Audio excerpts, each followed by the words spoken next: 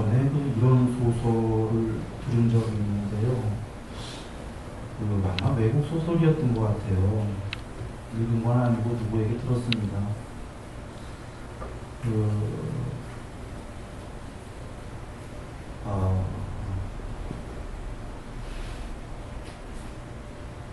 누군가가 어떤 사람이 유럽인가 봐요. 다른 사람을 찾아가서 칼싸움을 잘한다는 사람인가 봅니다. 한 사람이. 그래서 유럽에서 아마 제일 잘하는 사람인지 다른 사람이 그 사람을 찾아가서 결투를 신청했어요. 그래갖고 결투를 안 하겠다고 했는데 처자식이 있어서 결투 안 하겠다고 했는데 막무가내로 신청을 해서 신청한 사람은 이제 싱글이었습니다. 혼자 있는 사람인데 그 사람이 이겼어요. 결투에서 이긴 다음에 그냥 간 게 아니라 상대방의 처자식까지 뺏어 가버렸어요. 이 소설이 좀 황당하죠? 그래 이제 처자식을 잃은 남자는 와신 상담을 한 겁니다. 다시 칼싸움을 많이 연습을 한 거예요. 복수하려고. 그래 이제 거꾸로 이제 이 사람이 저 사람을 찾아갔어요. 그래 이 사람이 이제 거꾸로 결투를 신청했어요. 이제 처자식을 뺏긴 사람이. 그래 둘이 이제 결투를 합니다. 상대가 받아줘갖고. 그래서 이겨요. 처자식을 뺏긴 사람이. 졌던 사람이 이겨요. 이겨서 이제 죽이려고 하니까 진 사람이 웃으면서 죽여라 그러는 거예요. 웃으면서. 그때 보통은 어떻게 하나요? 그래서 지금 살려주세요를 바랬던 거예요. 처자식까지 뺏겼으니 원한이 아주 깊거든요.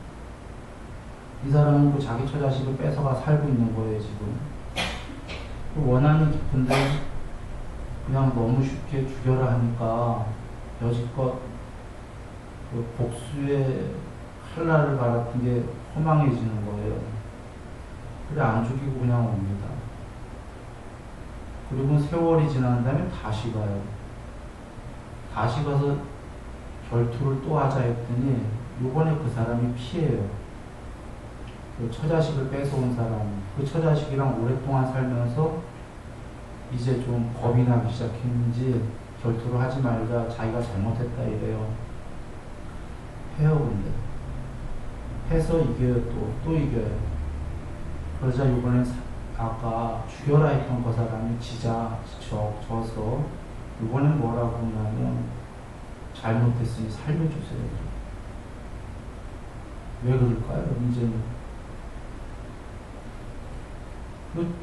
뺏어온 처자식이랑 살다 보니까 이제 죽으면 안 되겠다 생각이 드는 모양이에요. 그러니까 이 사람이 죽이지 않고 침을 뱉고 그냥 돌아서 와요.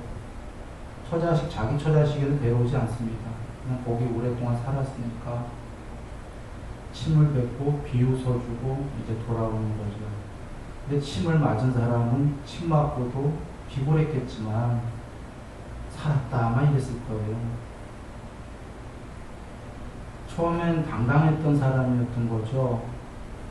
그래 죽여라 하고 그때 싱글이었던 거예요. 물론 처자식을 뺏어왔지만 어차피 남의 처자식처럼 생각하고 자기 혼자라는 생각이니까 그랬다가 같이 살다 보니까 이제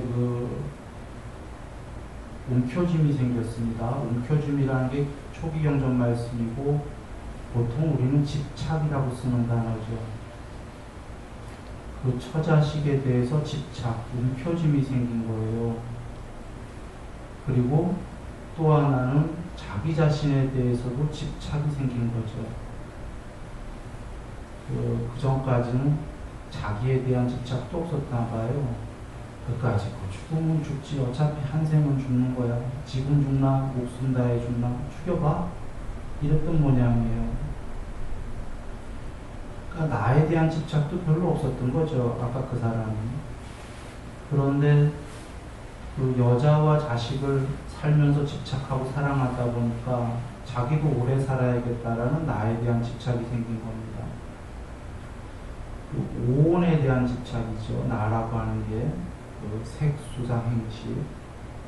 이게 우리가 불교에서 흔히 뭐라고 하냐면 아하고 아소라고 하는 겁니다. 아는 그 나, 아소는 나의 것. 그 초기 경전 얘기로 하면은 나는 안이비설신이고 바깥의 것들은 색성향 미촉법이죠. 나에 대한 움켜짐도 있고 나의 바깥의 색성향 미촉법에 대한 움켜짐도 벌어진 겁니다. 그러자 이제 그 사람은 구속이 되어버렸어요. 두려워졌죠. 이것이 경전에 뭐라고 말씀이 계시냐면 움켜짐을 조건으로 동요를 조건으로 두려움을 조건으로 오고감을 조건으로 윤회를 한다 이러셨어요. 거꾸로 얘기하면은 움켜짐이 소멸하면 동요가 없어지고 동요가 없어지면 두려움이 없어지고 두려움이 없어지면 분주하게 오고감이 없어지고 오고감이 없어지면 해탈한다 이 말씀이거든요. 지금 아까 그 무사가 그 처자식에 대한 움켜짐이 벌어지고 자기에 대한 움켜짐이 벌어지니까 삶에 이제 동요가 벌어지기 시작합니다. 집착이 있게 되면 동요가 벌어지니까 두렵죠. 좀 전에 그 무사가 두려웠죠. 그 전까지는 죽여봐 그랬어요. 죽여봐 하고 웃으면서 그랬는데 이제 두려워서 살려주세요 그랬거든요. 두려움을 조건으로 오고감이라는 거는 동분서주하죠. 분발이랑 다른 겁니다. 정신없이 어떻게 사는지도 모르고 이제 움켜짐이 생기면 바쁘게 동분서주하는 거죠. 한생 백년안팎을 어떻게 살았는지도 모르고 오락가락하는 겁니다.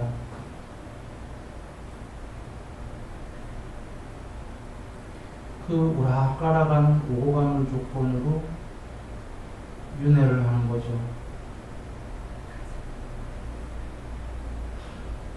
그래서 부처님께서 이것이 잘 이해되면은 움켜짐을 놓으라 그러신 겁니다. 움켜짐이 없어지면 동요하지 않는다는 거죠.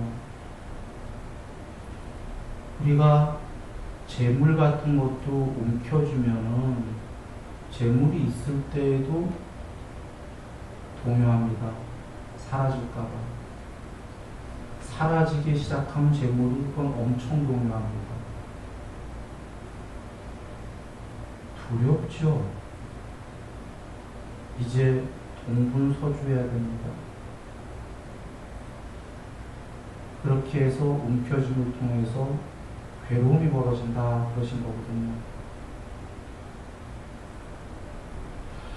그런데 우리가 아니 재물 없이 어떻게 살라고 움켜쥐지 말라고 그러시는 거지? 있어야 되잖아요.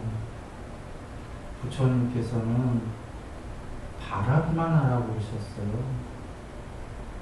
바라는 게 뭐가 다르냐면 탐욕에 머물러 탐욕에 강요되어 탐욕에 완전히 동요되어 인색함까지 간다. 이 인색함은 그 움켜짐인데 여기까지 가면은 이제 큰일 난다 그러신 거죠. 바라기만 하는 게 머물러인데 머무르기만 하면은 바라기만 하고 분발을 하면은 재물은 많이 모인다 이러셨죠. 움켜진다고 모이는 게 아니다 그러셨습니다. 실제로 그런 예가 많아요.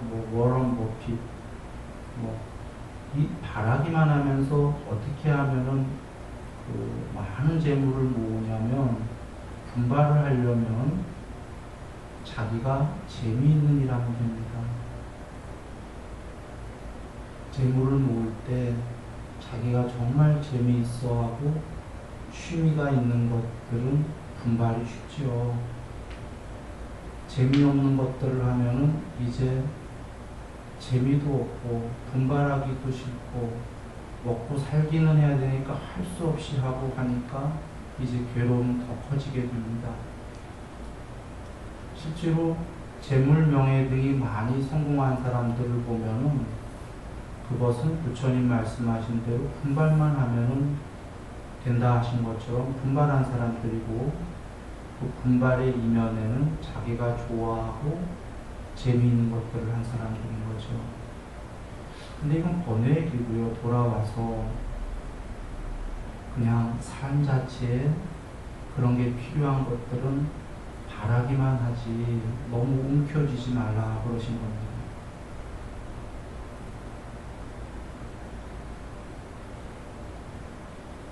움켜쥐면은 말씀 앞에 드린 대로 동요가 두려움이 분주하게 오고 가니 그래 삶에서 근심, 탄식, 육체적 고통, 정신적 고통, 절망이 생긴다 이러신 거죠. 그러면 우리가 이제 드리려는 것은 누리는 삶을 얘기하는 건데 누리는 삶은 움켜쥐지 않은 것이 누리는 삶이다 이런 겁니다.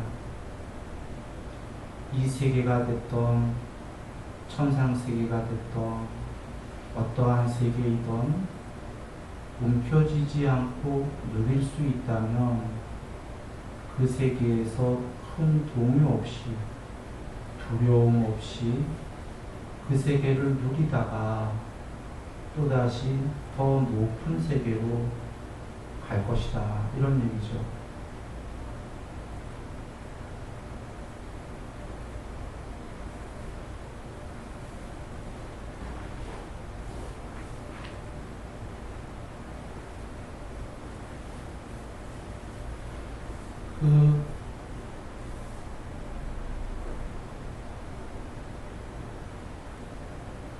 워런 버핏이나 혹은 그 누굽니까?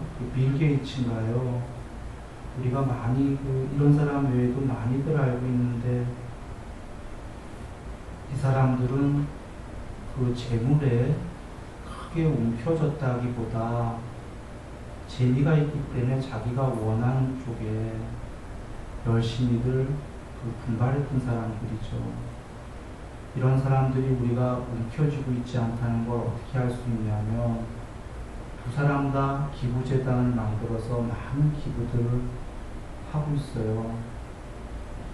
우리는 그 분발하고 재미가 있었던 사람들의 결과를 늘 볼 수 있는 게 그런 사람들은 거의 대다수가 빠짐없이 세상에 고시하고 있다 이런 겁니다. 세상을 향해서. 그것이 움켜쥐지 않았다라는 증거요. 재물을 그들은 지금 잘 누리고 있다는 거죠.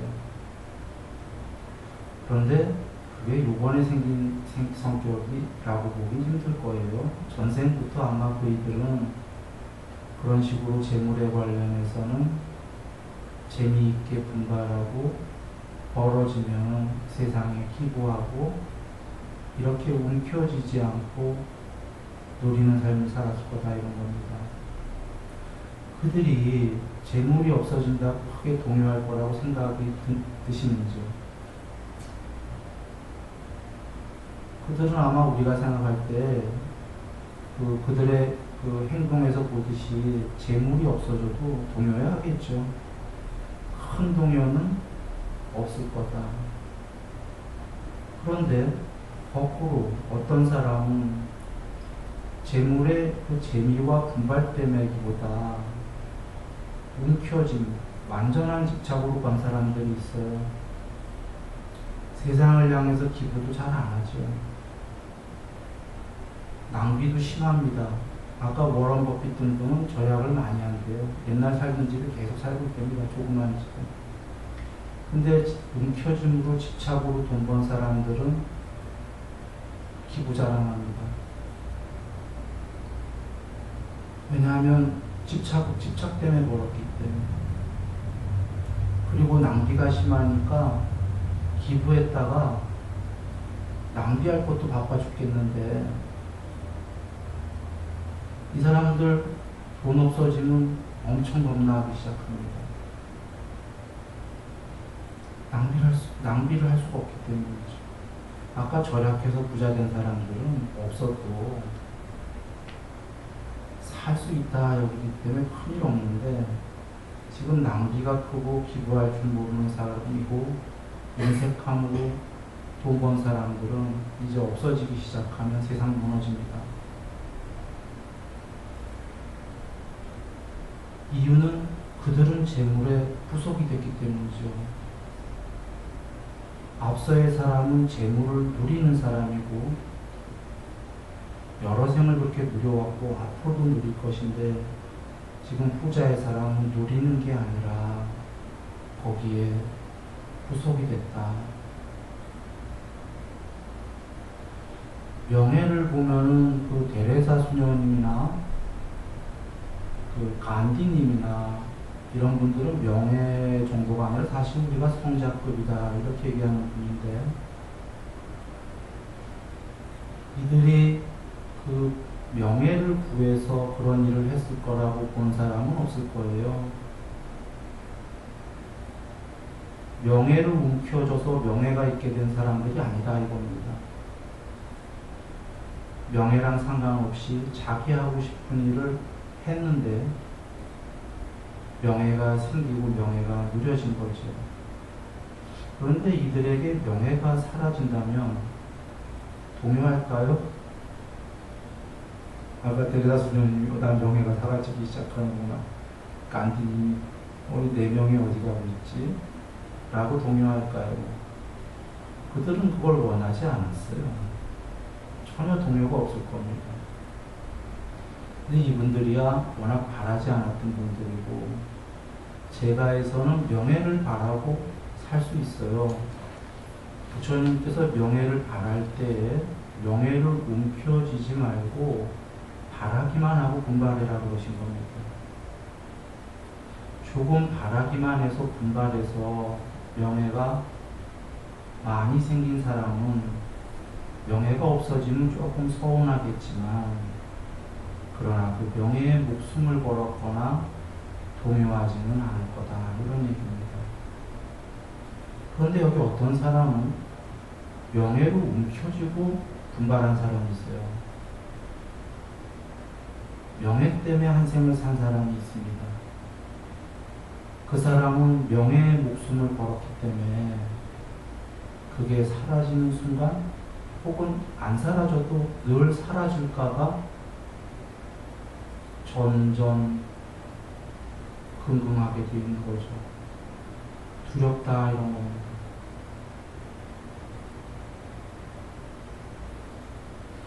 지금 재물과 명예를만 얘기 드렸지만 이 지구가 아니고요. 어떤 세계가 됐건 부처님께서 과정에서 해탈하기 전까지는 더 행복한 삶은 누리는 삶이다라고 하신 겁니다. 부속된 삶이 아니다 그러신 겁니다. 부속과 누리는 거의 차이는 부속은 움켜쥐는 순간 부속이 된다. 나의 것이라고 하는 세상 바깥의 것들과 나라고 하는 이 오온을 움켜쥐는 순간 부속이 된다. 움켜쥐면 쥘수록 더 부속이 된다 하신 겁니다. 놓으면 놓을수록 누릴 수가 있다. 대신 놓으면 놓되 분발해라 하셨어요. 놓긴 놓되 분발해라.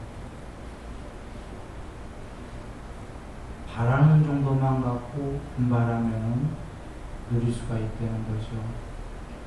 실제로 지배의 경지를 보면은 움켜진 사람은 움켜진 그 한두 개만 지배할 수가 있습니다.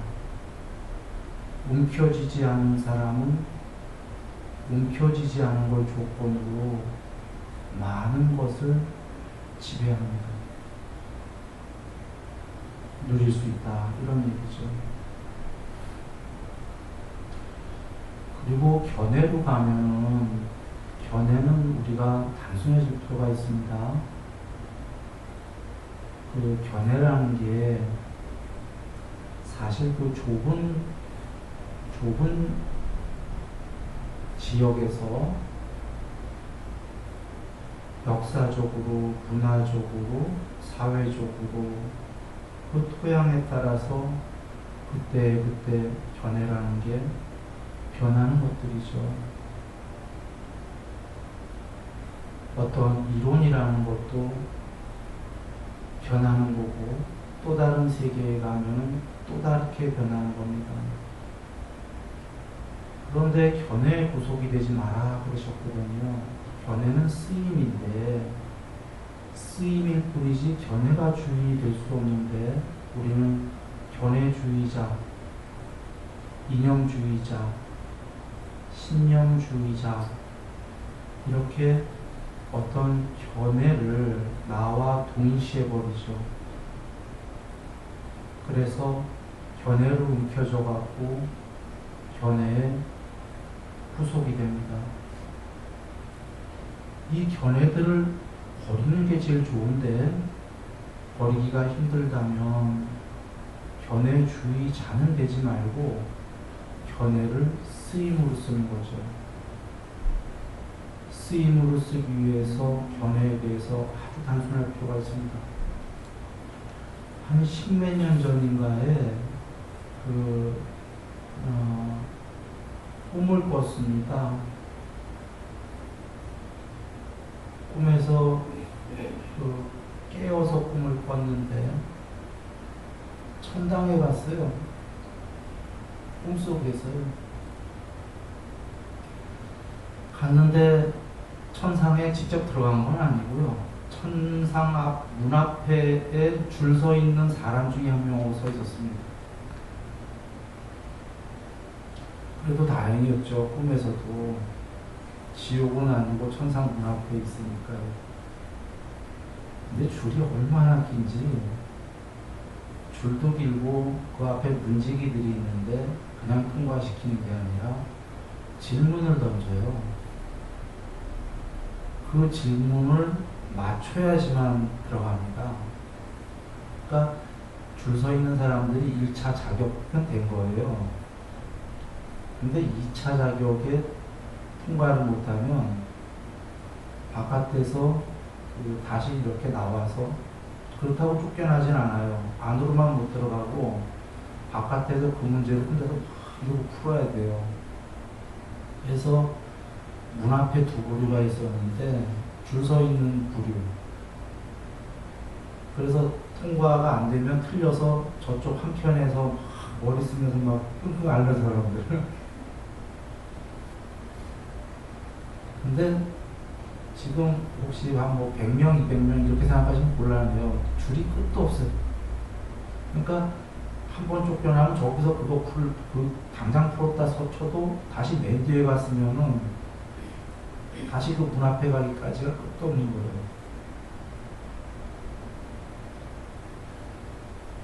그런데 뒤에 있는 사람들은 궁금하지요. 저 문제가 도대체 뭘까? 저렇게들 많이 틀릴까? 그런데 우연인지 운 좋게 그 줄 앞쯤에 이제 거의 그 문지기 앞쯤에 한 사람이 서 있는데 아는 사람이었어요. 박세흠입니다. 글쎄요. 우리 선원이 안 나오는데 나중에라도 혹시 이거 보면 묻겠네요. 후배예요. 근데 그 후배가 이 얘기를 들으면 내용을 안 할까 모르겠는데 좀 어리벙벙해요.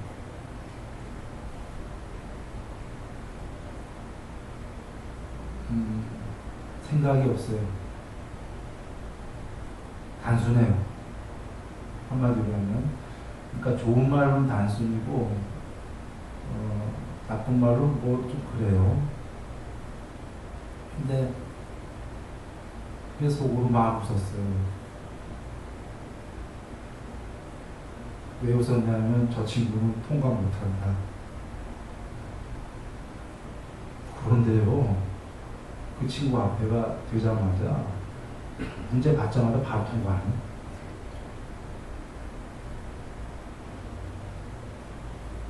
그래서 한편으로는 깜짝 놀랐고 한편으로는 힌트를 얻었어요. 저기 막 고민하고 지금 못 통과한 사람들 굉장히 똑똑해 보였거든요. 힌트를 얻은 게 이 문제는 머리를 쓰는 문제가 아니구나. 굉장히 단순한 거다. 아니고서야 저 친구가 어떻게 해요. 그래서 이제 차례가 돼서 가보니까 아니나 다를까 뭐 이상한 막 꼬부랑선들이 그려있어요. 글씨도 아니고 종이에 도형이 이상한 기하학적 무늬에다가 막 그려있는 거예요. 빨간색으로 그려있고 노란색으로 그려있고 파란색으로 그려있고 막 이렇게 그려져 있어요. 그래서 잠깐 생각을 했어요. 했는데 아무리 생각해도 이 도형은 내 머리로 풀 수 없다라는 걸 알았어요. 뭐 생전 보도 듣도 못한 거거든. 그런데 탁 그 순간에 들어오는 게 그래도 삼매가 됐으니까 탁 들어오는 게 그 도형이 들어오는 게 아니라 빨간색, 파란색, 노란색이 들어오더라고요. 그리고 박세현이 통과했잖아. 그래서 답은 빨강, 파란, 노란 그랬죠. 통과했을까요? 못했을까요? 통과했습니다. 그러니까 복잡한 도형이 있지 않았던 거예요. 그런데 지금 이제 나중에 세월 지나서 초기 경전 만나고 더 이해가 된 게 초기 경전의 수행 주제에 삼매 수행 주제 가시나에 빨강, 파랑, 노랑이 있죠. 그게 그 옛날에 그대로 나왔어요. 그래서 빨강, 파랑, 노랑이라고 했더니 그냥 바로 통과가 되거든요. 사실 긴가민가 하면서 했거든요. 그러니까 그 앞에 박세은이라는 후배가 통과 못했다면 그 힌트가 없었으면 내도 사실은 끙끙 앓고 저쪽에 통과 못해서 이제 오랜 세월 동안 그걸 연구하고 있었을 거예요. 통과하니까 이제 사실 여기까지만 얘기하려고 하는데 본문에 기왕 얘기한 김에 다 해볼까요? 들어가자마자 자료를 주더라고요. 자료를 주면서 천상세계의 법칙 뭘 해도 좋다. 다 누려라. 그런데 이 자료만은 내려놓을 수 없다. 그래서 텅빈 자료예요. 속으로 뭔 소리인지 모르지만 이까지 거 뭐 무게도 거의 없어. 이거 내려놓지 말라는 거야. 뭘 못하겠어. 다 누리려는 거예요. 그래서 줄 서 있느라고 얼마나 배고팠겠어요. 들어가자마자 식당부터 찾았어요. 천상세계. 와, 정말 왠가 산에 지니가 다 있는 거예요. 정말 근데 여기서 못 먹을 여기서의 제일 낮은 거 정말 밥 하나에 김치 하나보다 더 못한 것부터 듣도 보도 못한 어마어마한 것까지 다 있어요. 근데 가격들이 다 적혀 있어. 가격이 어마어마한 것으로 비싸요. 그런데 나 돈 없는데? 돈 하나도 없는데? 거기에 아무것도 안 적혀 있어. 가격만 적혀 있지. 근데 돈 없어야 해도 드시래 그냥. 근데 그때 눈치 또 탁 챘어요. 이거 돈 받는 데구나. 그러니까 그 주인이 받는 게 아니라 내가 돈 받는 데예요. 그래서 제일 싼 거 먹었습니다. 그러니까 이미 거기 천상 갈 정도면 그 욕심이 덜한 사람들이 간 거잖아요. 그 제일 싼 거 먹었어요. 아니나 다를까. 나한테 돈을 주네. 그 먹은 가격 있는 거. 다행이었던 거예요. 나와서 저녁에 왔으면 우리 돼갖고 호텔이 막 빚가 번쩍이에요. 여기 있는 호텔 안 되죠. 호텔 딱 들어갔더니 가격표가 엄청 비싸. 이것도 그냥 누구시래. 이것도 이제 나오면 주는 거예요, 돈을. 그래서 벤치에서 공원에서 한다운 자연에서 그냥 잤어요. 그럼 돈 안 받으니까. 이게 왜 그러냐면요. 처음엔 쬐끔쬐끔 보이는데 나중에 이걸 2구 되냐 돼 2구요. 이 돈 들어간 이 주머니를 땅바닥에 내려놓으면 안 된다. 법칙이 그거 아니에요.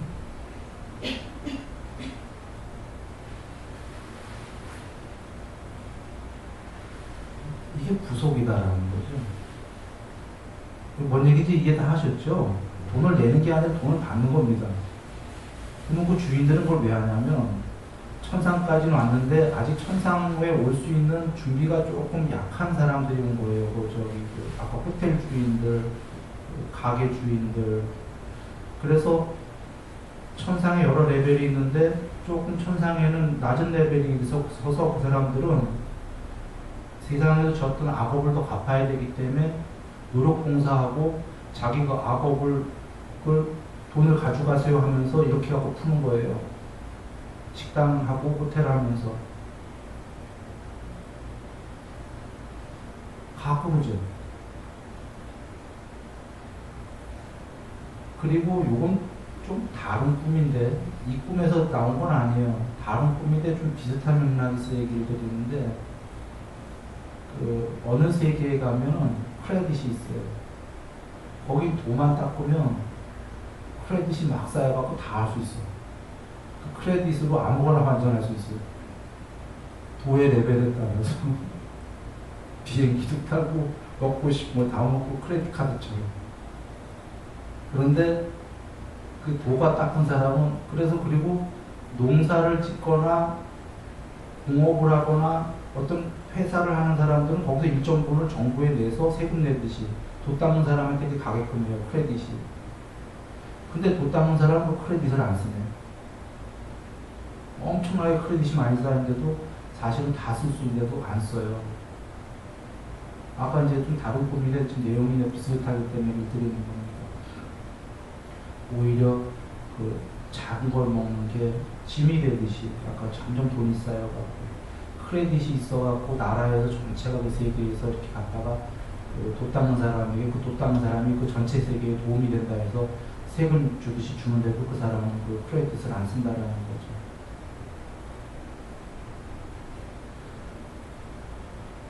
돌아와서 얘기를 드리려는 건 사실은 얘기가 좀 많이 나갔는데 아까 문안에 들어간 얘기는 안 하려고 했는데 견해에 대해서 단순해져야 된다 얘기 때문에 이걸 드린 겁니다. 그 빨간색, 파란색, 노란색처럼 분별이 작은 사람이 천상 가는 겁니다. 실제로. 부처님께서 그 초기경전 보면 2개를 넘어서라 할 때 산야의 그물을, 부속을 초월하고 견해의 그물을 초월해라 하셨거든요. 견해의 움켜짐은 무서운 거다 그러셨어요. 집착의 움켜짐의 4가지 얘기하실 때에 감각적 욕망에 대한 움켜짐, 견해에 대한 움켜짐, 존재에 대한 움켜짐, 자아교리에 대한 움켜짐이라고 4가지 얘기하셨는데 지금 보면은 감각적 욕망은 우리가 당연히 있다 이렇게 여기잖아요. 존재하고 부잖아요. 이거야 당연하다 싶은데 견해에 대한 게 이렇게 무서워? 같은 레벨에 있어? 무섭다는 거예요. 자아교리에 대한 건 이제 종교. 이것도 무섭다는 거죠. 이 견해욕이다라는 게 참으로 무섭다. 견해의 그물이. 견해, 아까 재물을 바라는 것만 갖고 분발한다는 건 견해를 알고 쓰임 정도로 쓰면 되는 거다 그러신 거예요. 그런데 쓰임이 아니고 견해로 움켜쥐게 되면 견해주의자가 돼서 견해가 그 사람보다도 더 위에 선다 그랬어요. 마치 공산주의자 하면은 주의라는 견해, 공산이라는 견해 때문에 그 밑에 다 사람들은 종속적인 하부 구조가 되어버리듯이 오히려 어느 날 견해가 더 사람 위에 서 있게 된다. 그래서 견해의 그물을 벗어나라. 우리가 견해를 벗어나면 삼매라는 게 생각이 벗어나는 거지 않습니까? 생각이 다 벗어나서 한없이 고요한 건데 그 생각 중에서도 먼저 벗어나야 될 게 견해거든요. 견해는 생각 중에서도 아주 무서운 생각이에요. 어떤 견해주의는. 그건 굉장히 고착화되어 있고 견고한 것들이거든요. 그거를 떨궈내고 나머지 생각들만 하더라도 떨구기가 쉽지가 않은데 견해를 딱 잡고 있으면 생각을 떨구기라는 거는 참 어렵습니다. 그래서 이 생각이 우리가 떨궈지면은 삼매는 모르더라도 우리가 해변에 가거나 어디에 가거나 산에 가면 가끔 한가롭다 행복해 할 때 보면은 생각이 적을 때예요. 생각이 적을 때 행복하다는 건 당연히 몸이 무너진 다음에도 생각이 적은 사람이 더 행복한 천상 가는 거예요. 그 생각들 중에서도 무서운 게 견해다. 그래서 생각은 단순할 필요가 있다 이런 얘기입니다. 물론 단순하다고 이게 그 무지한 거랑은 다른 얘기입니다. 불법을 잘 초기 경전을 배우고 사유하고 이해한 다음에 실천에 들어갈 때에는 오히려 단순해져야 된다라는 거죠. 잘 배운 다음에. 그렇게 해서 그 견해가 단순해져야 된다. 돌아와서 얘기를 드리면은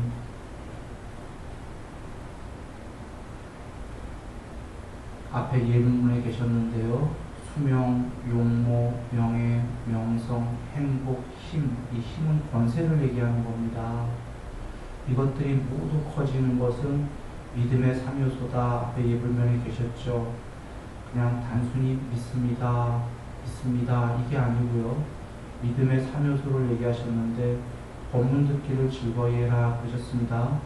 그러니까 여기 어떤 사람은 법문도 안 듣고 단순히 맹신합니다, 믿습니다 하는 사람이 있고, 여기 어떤 사람은 법문에 의해서 사유를 해봐서 정말 맞구나 하고선 믿습니다라는 건 둘 다 믿음은 맞아요.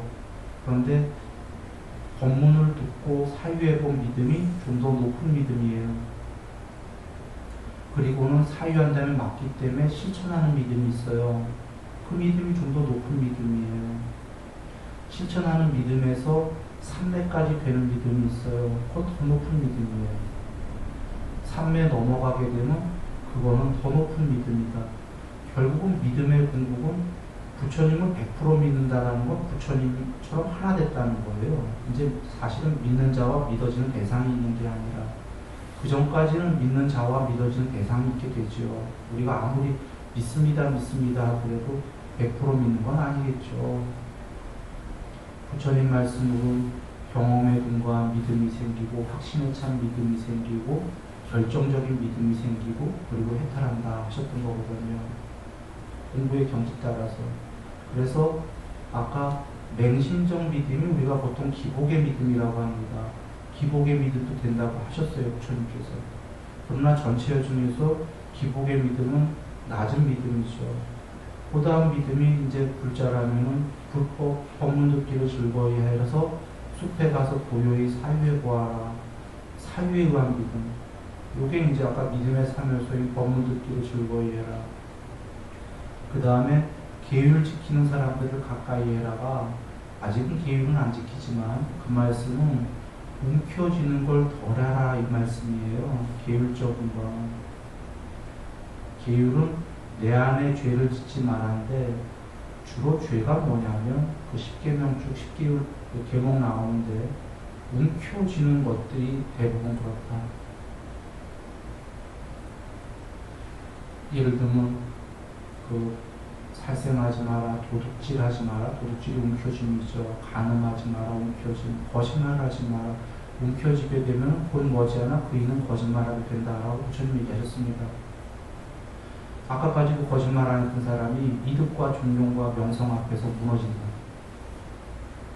움켜쥐게 되면 무너진다는 거죠. 그래서 그 계율을 움켜쥐는 걸 어느 정도 잘 삼가해라.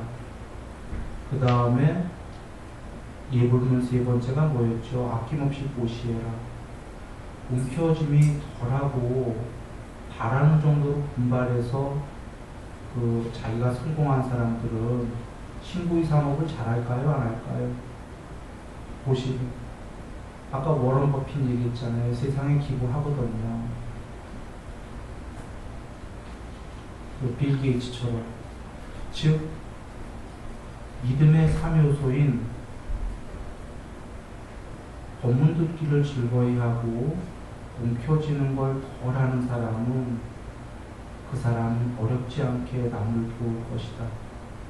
이 믿음의 3요소를 잘한 사람이 아까 수명, 용모, 명예, 명성, 행복, 힘의 공덕이 커진다. 이렇게 말씀 계신 겁니다. 이것은 우리가 이 세상을 잘 누릴 수 있을 것이다. 그리고 요번 생 무너지고 앞에 예불문에 계신 것처럼 살아서 많은 재물을 모을 것이요, 좋은 명성을 얻을 것이요, 어떤 회중에 들어가도 떳떳하고 당당할 것이요, 죽을 때 여행 가듯이 깨끗하게 준비하고 죽을 것이다. 죽자마자 누가 대다는 것처럼 바로 천상세계에 태어나 있을 것이다. 빛에서 살고 빛으로 갈 것이다. 그러신 겁니다. 어떻게 하면요?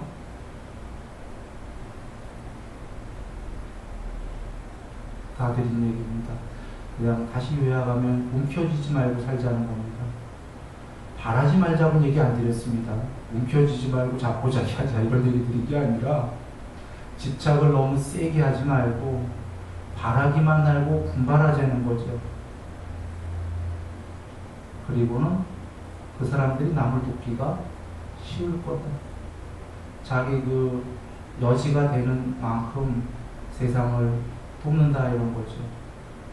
그러면 여기서 누리고 살 수 있을 것이다 이런 겁니다. 그리고 몸이 무너진 다음에도 빛으로 갈 것이다 라고 순위 얘기가 아니라 부처님께서 말씀하신 겁니다. 견해는 움켜쥐지 말고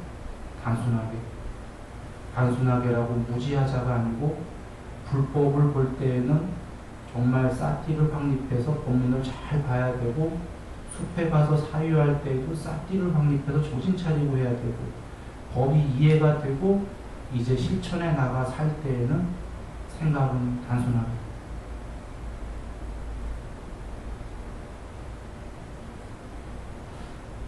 이제 우리가 가만 보면 젊은 분도 계시지만 아주 어린 친구도 왔고 나옵니다.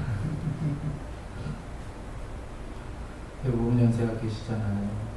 연세가 계시다시피 이제 남은 삶이 어쩌면 살아온 만큼 남으셨거나 살아온 보다는 조금 적게 남은 삶이 남아있을 수도 있습니다. 그런데 움켜쥐고 살고 나누지 않고 살고 복잡하게 사는 삶은 100년을 살았다고 해도 나중에 보면 허망하고 사실 굉장히 허망하고 빨리 지난 것 같아요. 왜냐하면 무단하경의 말씀처럼 오락가락 동분 서주 아까 오감으로 살았기 때문에. 그런데요 움켜쥐지 않고 누리는 삶은요 시간이 굉장히 길게 갑니다. 1년을 살아도 100년처럼 갑니다. 바로 우단하경 말씀처럼 움켜쥐지 않은 사람은 동요가 적고 동요가 적은 사람은 두려움이 적고 두려움이 조금 오고함이 적기 때문에 동분서주하지 않기 때문에 고요하게 살기 때문입니다. 그래서 물론 천상세계의 수명은 어마어마하게 길지요. 여기 수명은 짧습니다. 짧더라도 똑같은 100년 안팎의 삶으로 어떤 사람은 그냥 100년을 사는 거고 어떤 사람은 실제로 만년처럼 살 수 있다는 겁니다. 그것도 행복하게 말이죠.